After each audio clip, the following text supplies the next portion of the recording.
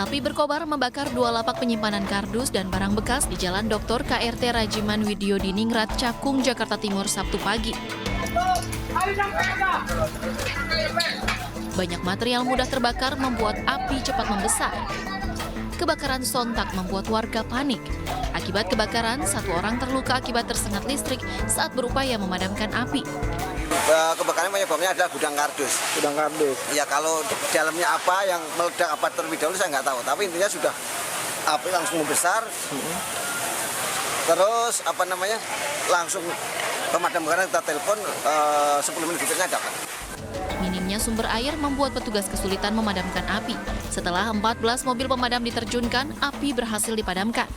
Ini yang terbakar lapak Madura dan sama pabrik kertas dan gudang nih. Jadi ada 2 lokasi yang terbakar. Luasnya kira-kira berapa? Ya, Untuk luasnya berapa Pak persegi? kurang lebih 300 meter persegi untuk luasnya. Ya. Tidak ada korban jiwa dalam peristiwa ini, sementara penyebab kebakaran masih dalam penyelidikan. Dari Jakarta, Rio Manik, iNews melaporkan.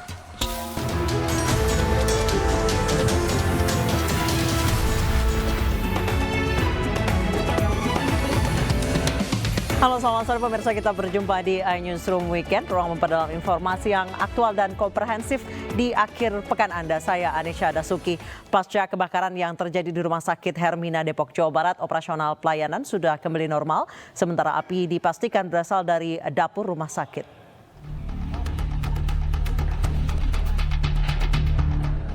Seperti inilah kondisi lantai Rumah Sakit Hermina Depok pasca terbakar Sabtu malam. Bagian plafon atap rumah sakit terlihat ambruk, sementara bagian lainnya juga masih dalam pembenahan. Pihak Rumah Sakit Hermina menjelaskan api berasal dari bagian dapur rawat inap. Beruntung sistem keamanan kebakaran gedung berfungsi dengan baik, sehingga api berhasil dipadamkan dengan cepat.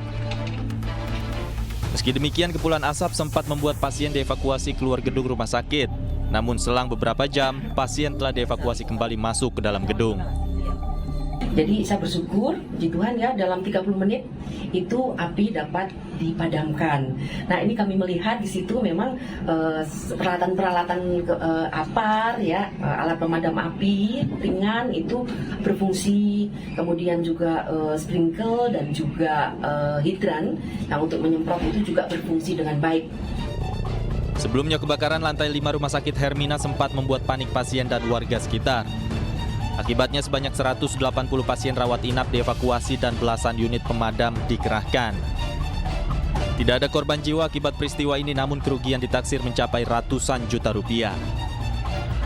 Dari Depok, Jawa Barat, Iyung Rizky, iNews melaporkan.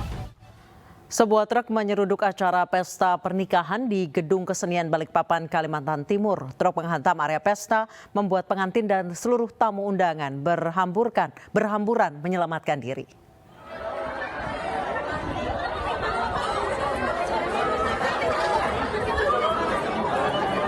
Sebuah truk pengangkut barang tiba-tiba menyeruduk Gedung Kesenian Balikpapan, Kalimantan Timur. Truk masuk ke area pesta pernikahan yang tengah berlangsung. Truk menghantam meja hidangan dan dekorasi pesta. Akibatnya pengantin dan seluruh tamu undangan panik. Mereka sontak berlarian menyelamatkan diri. Truk sebelumnya parkir di tanjakan tak jauh dari gedung. Namun karena tidak menggunakan rem tangan, truk tiba-tiba melaju dan menghantam gedung. Dia parkir di situ, muatannya sudah ditaruh di truk, handremnya itu tidak berfungsi, kemudian dia lakukanlah masukkan gigi 3, kemudian dia ganjal ban belakang. Nah, ternyata tiba-tiba dia merasa bahwa ban belakangnya itu ganjalannya tidak ada, sehingga tiba-tiba longsor langsung nabrak ke gedung kesenian. Tidak ada korban jiwa dalam peristiwa ini, namun gedung rusak, keluarga pengantin trauma dan merugi. Dari Balikpapan, Kalimantan Timur, Mukmin Aziz, iNews melaporkan. Gugatan besar hingga 5 triliun rupiah dari Panji Gumilang terhadap Menko Polhukam Mahfud MD menarik perhatian banyak pihak, seolah menjadi bentuk perlawanan. Nyatanya gugatan itu dicabut oleh kuasa hukum Panji Gumilang pada Jumat lalu.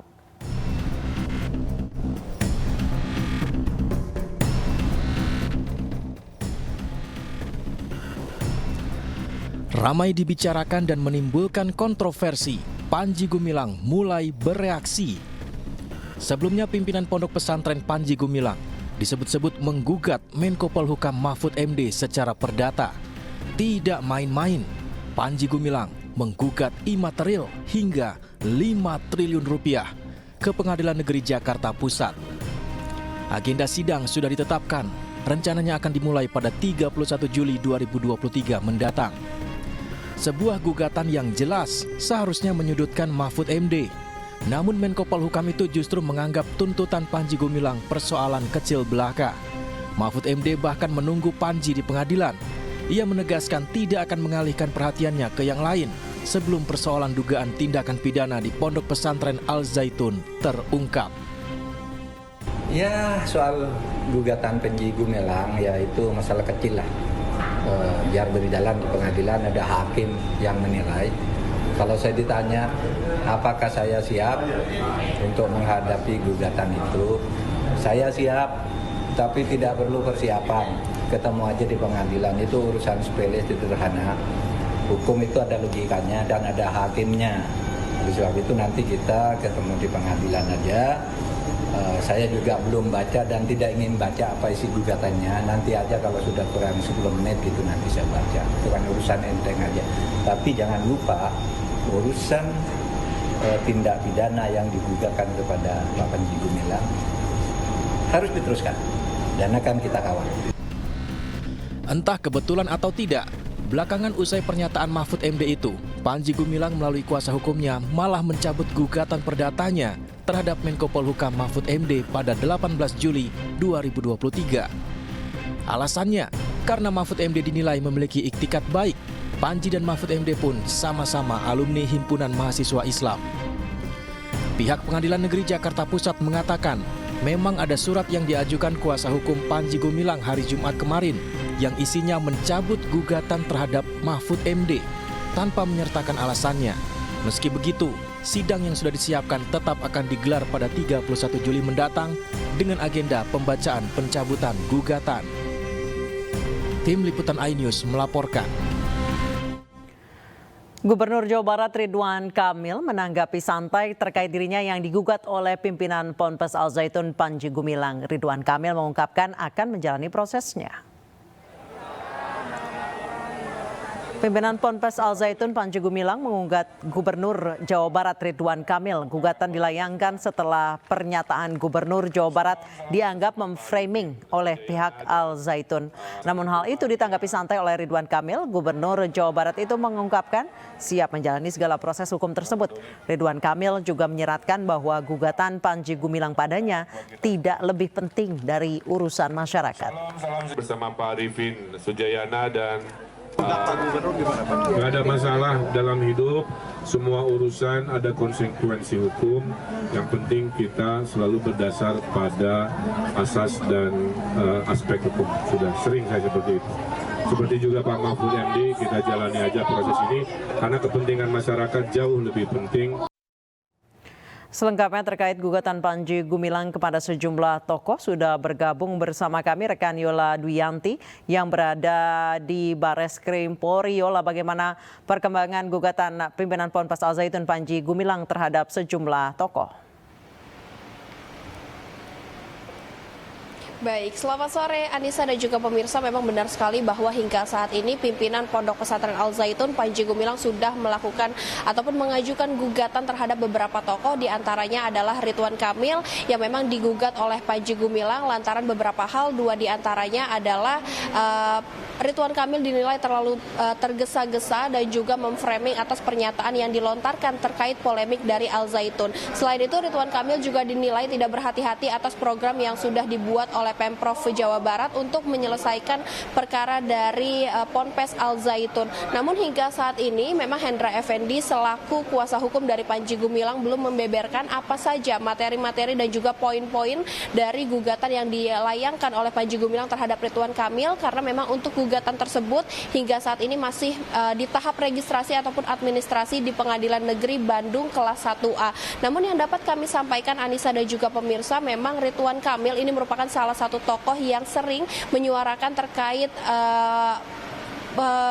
permasalahan dari Pondok Pesantren Al Zaitun, yang mana terutamanya adalah dugaan penistaan agama yang dilakukan oleh Panji Gumilang. Selain Ridwan Kamil, juga ada Menko Polhukam Mahfud MD yang memang sempat sebelumnya ini digugat oleh Panji Gumilang, namun gugatan tersebut resmi dicabut pada tanggal 18 Juli 2023 lalu, yang mana gugatan tersebut ini merupakan gugatan perdata senilai 5 triliun rupiah. Selain Mahfud MD, Ridwan Kamil juga ada Wakil Ketua Umum Majelis Ulama Indonesia atau MUI Anwar Abbas yang memang digugat oleh Panji Gumilang atas perbuatan melawan hukum, yang mana dalam isi gugatannya tersebut Panji Gumilang menggugat Anwar Abbas dan juga MUI untuk membayar denda senilai 1 triliun rupiah. Dan untuk persidangan dari gugatan Panji Gumilang terhadap Anwar Abbas ini akan dilakukan di Pengadilan Negeri Jakarta Pusat pada Rabu mendatang, tepatnya di tanggal 26 Juli 2023. Sementara untuk penanganan kasus dugaan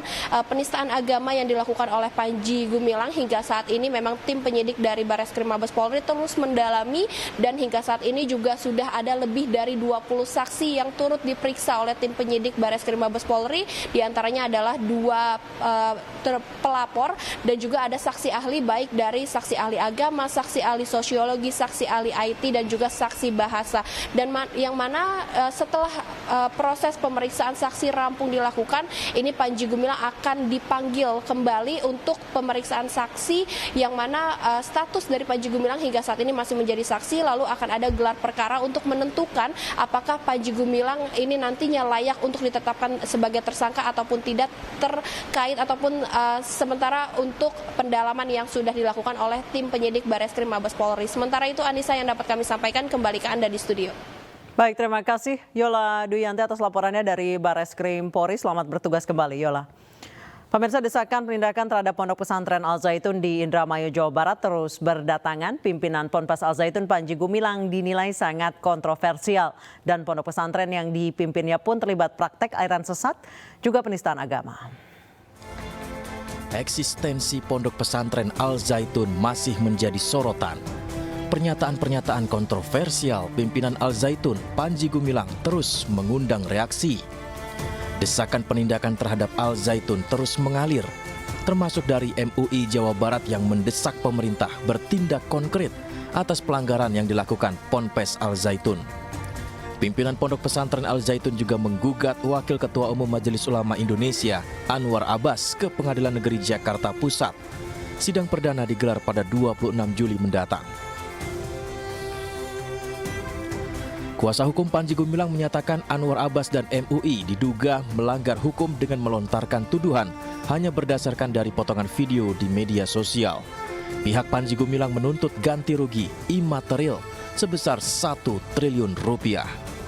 Tidak hanya menuntut Anwar Abbas, media sosial juga digegerkan dengan video yang beredar mengenai pondok pesantren pimpinan Panji Gumilang mengundang aktivis Yahudi Monique Rickers sebagai tamu kehormatan dalam acara peringatan 1 Muharram. Monique pun memberi sambutan panjang, padahal sebelumnya ia sempat viral karena meminta seluruh pesantren di Indonesia menyanyikan lagu Yahudi. Dan ketika saya memakai kaos ini, tour guide di Bethlehem tidak suka dan menyuruh saya untuk kalau bisa jangan pakai kaos bintang Daud. Tetapi di sini, di Indramayu, saya bisa masuk dengan kaos bintang Daud. Terima kasih. Ini sesuatu yang luar biasa. Berbagai kontroversi di Pondok Pesantren Al Zaitun. Putra sulung Presiden Joko Widodo Gibran Raka Buming Raka dampingi bakal calon Presiden Ganjar Pranowo di acara Jalan Sehat DPC PD Perjuangan Solo. Informasi selengkapnya akan kami hadirkan usai jeda, tetap di Newsroom Weekend.